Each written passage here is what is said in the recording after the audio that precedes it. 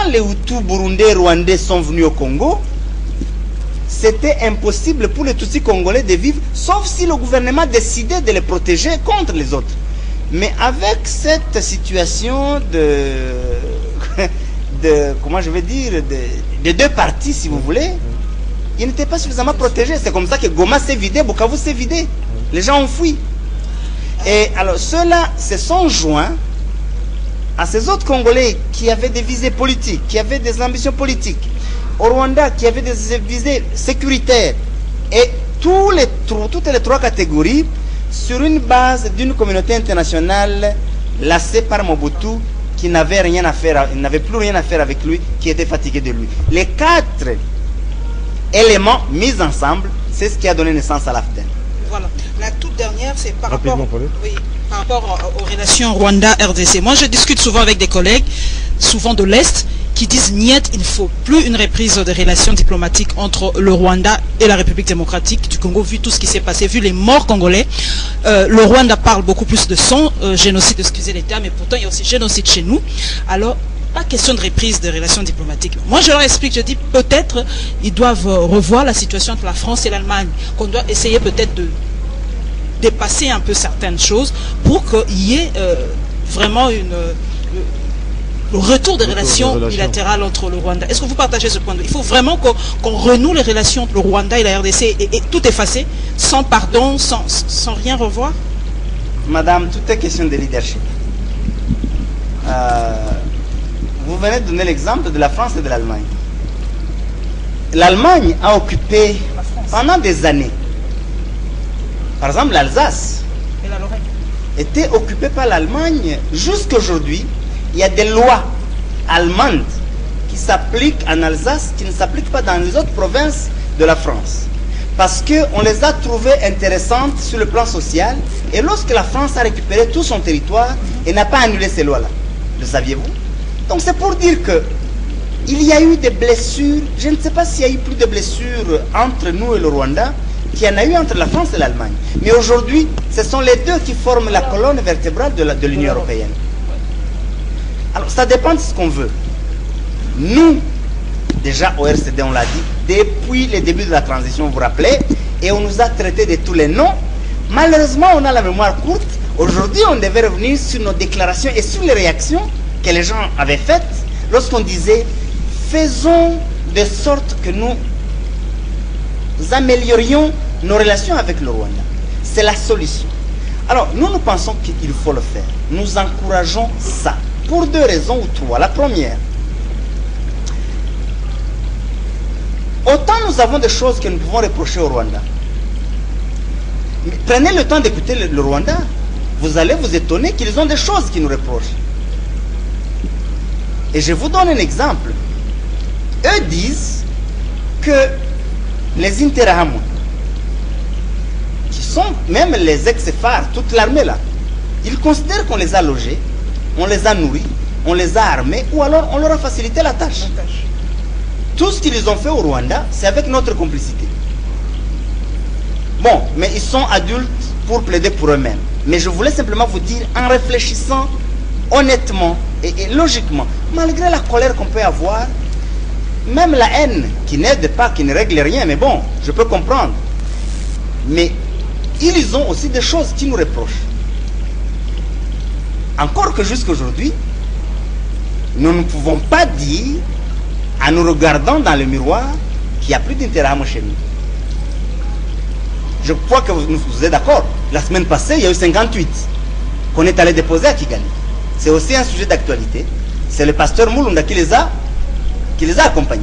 Donc pour dire que nous avons encore des Interahamwe, ces génocidaires-là, il y en a encore chez nous. Donc on ne peut pas dire que nous, nécessairement, on est saints. Donc, ils ont des choses qui peuvent nous reprocher. Deuxième raison. La diplomatie, ce n'est pas nécessairement pour l'amitié qu'on le fait. On l'a fait. La diplomatie est faite pour aider les deux parties à régler leurs problèmes. Et cela ne vous enlève pas vos sentiments. Vous pouvez garder vos sentiments. En période de la guerre froide, la plus froide, les États-Unis n'ont jamais coupé les relations avec l'URSS. C'est en ce moment-là que la diplomatie a fait son travail, couplé à l'espionnage, à la sécurité et tout. Ils n'ont jamais rompu. Hein. Alors, ils pouvaient se couper la tête comme ils veulent, mais la diplomatie faisait son travail. Donc la diplomatie, ce n'est pas nécessairement de l'amour, ni de l'amitié. C'est la diplomatie. Elle a un contenu, elle a un sens. Alors, troisième raison, c'est que tout ce temps, nous avons eu des problèmes avec le Rwanda. Nous avons eu des guerres. Moi, j'ai toujours pensé que, en ce moment ici, c'est nous qui n'avons pas encore une armée bien formée. C'est nous qui n'avons pas encore une armée forte. C'est nous qui avons besoin de la diplomatie plus que les autres. C'est aussi une façon d'utiliser son intelligence. Lorsque vous n'êtes pas encore fort, vous utilisez votre intelligence. Lorsque vous n'êtes pas encore en mesure d'utiliser vos muscles. C'est aussi une façon de réfléchir. Et la façon d'utiliser son intelligence, c'est la diplomatie. Mais, en définitive, nous avons besoin qu'il y ait la paix. Que nous soyons forts ou pas, nous avons besoin que dans cette région ici, il y ait la paix. Nous avons besoin qu'il y ait la sécurité. Nous avons besoin que nos populations vivent ensemble comme ils le font toujours.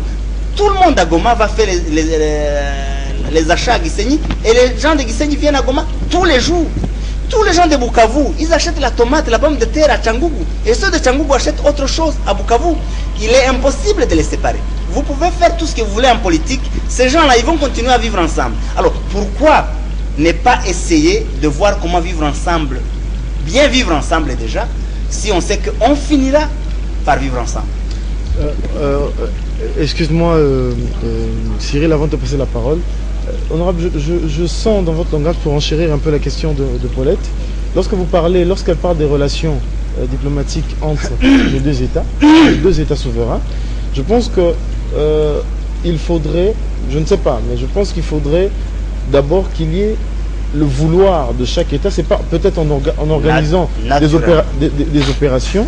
C'est bien d'organiser les opérations militaires entre les deux armées conjointes, mais les conséquences, c'est-à-dire, j'en viens en fait, l'arrestation et l'extradition de Kunda, qui est aujourd'hui un sujet d'actualité, qui, quelque part, fait renaître la réticence dans le chef du Congolais en se disant que s'ils veulent qu'on rétablisse les relations diplomatiques entre les deux États, pourquoi ne pas apporter leur pierre à l'édifice en nous livrant Kunda pour qu'il soit jugé dans son pays par rapport au fait, puisqu'il est Congolais.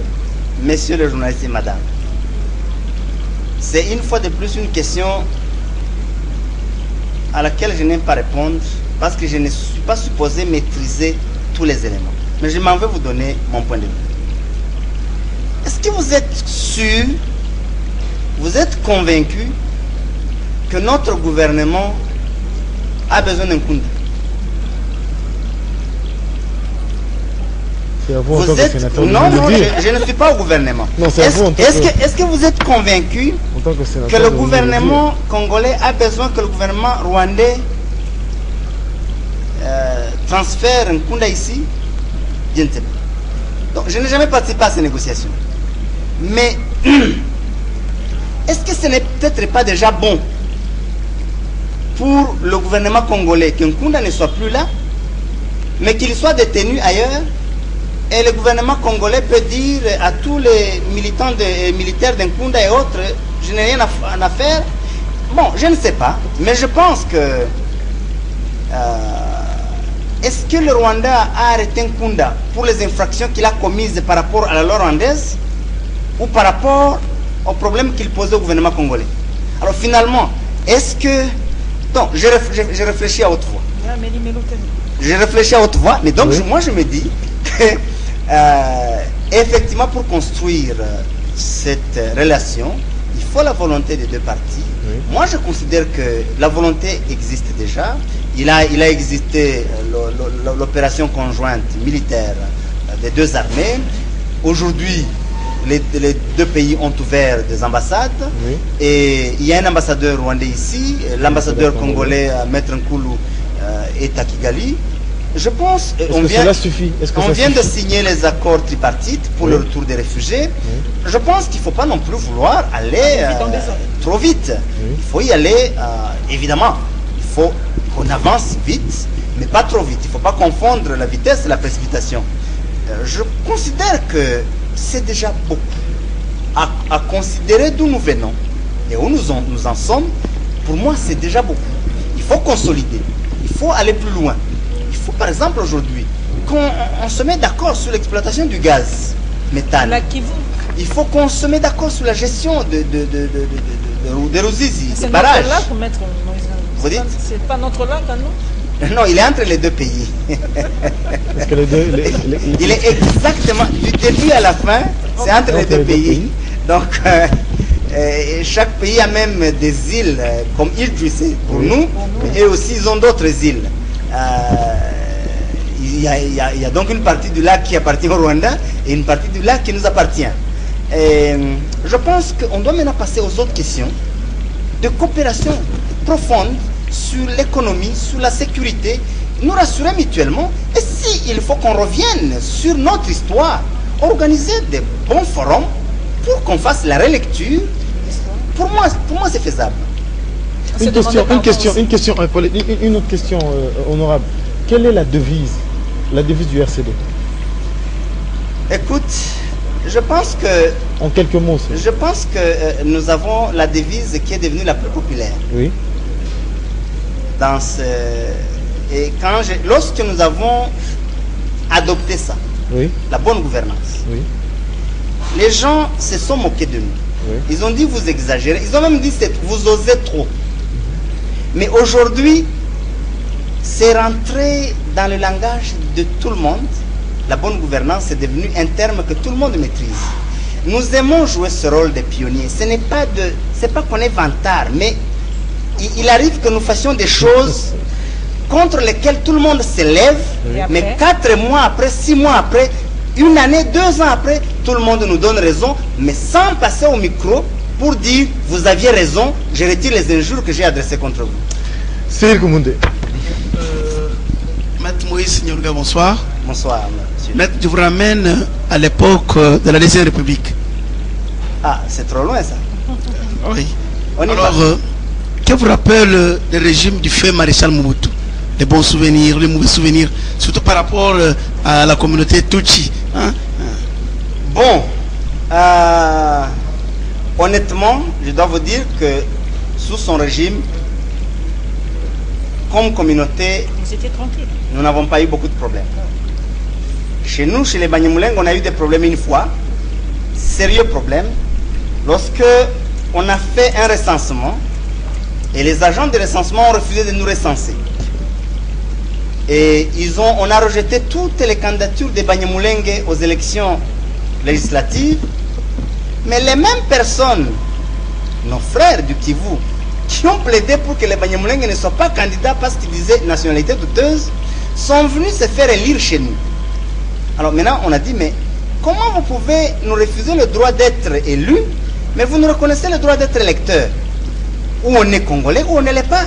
Alors, ils ont brûlé les urnes. Il y a eu des vrais problèmes, sérieux problèmes. On a brûlé les urnes. Et vous imaginez à l'époque dire qu'on a brûlé la photo de Mobutu, hein, les urnes où il y avait des cartons verts, des cartes vertes et rouges.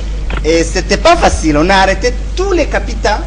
C'était là nos leaders. On n'avait pas un seul leader qui participait dans les institutions. On a connu un seul député, commissaire du peuple, Gisaro Moza, Jacques, qui est mort dans un accident vers les années 80. Et depuis lors, on n'a plus eu un seul représentant. Et donc, lorsque il y a eu ces événements-là, on a arrêté tous les capitans, une bonne trentaine ou cinquantaine, on les a amenés à Bukavu, à Uvira, on disait qu'on va les tuer. Bon, ce genre d'événements. Mais en réalité, on n'a pas eu beaucoup de problèmes. Mais aussi, il faut reconnaître que la question de nationalité n'avait jamais été tranchée. C'est comme si c'était l'accalmie, il n'y avait pas de problème, mais le problème restait pendant. On posait le problème une fois à la conférence nationale, et ceci, on calmait, mais on ne réglait pas le problème définitivement. Mais